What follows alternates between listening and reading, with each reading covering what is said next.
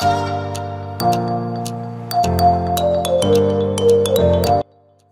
everyone, my name is Cam, and welcome to another RAMShard Minecraft plugin tutorial.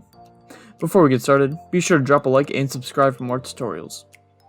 Hopping into this, be sure to install the tab plugin first. If you don't know how, look to the top right for the iCard on how to install plugins.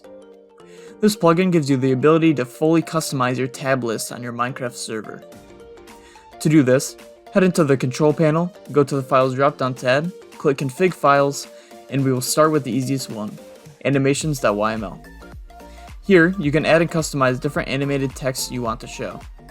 They are formatted very simply with the animation ID, the change interval in milliseconds, and then whatever text you want. So under the server name animation, it will simply change the color of the text and cycle through different letters.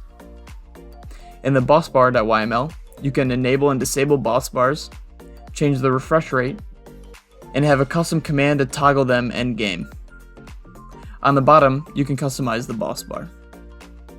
In the advanced config, you can enable per world player list, and you can always ignore certain worlds using the ignore PWP feature. And you can also sort players by permissions. In the main config.yml, it allows you to enable and disable the three features on the top. You can also change the refresh rate on them. Here, you can change the default header and footer, but be sure to follow this special format. All the text animations are made in the animations config. Then, we have the tab list objective, which can show the player's ping, or hearts, or something custom that you choose.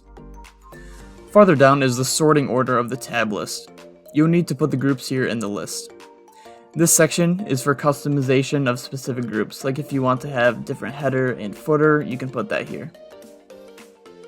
Helpful tip: if you change any of these settings with players on your server, just go to the chat box and type \tab reload, and you won't have to restart your server. Now, that is how you can use the tab plugin on your Minecraft server.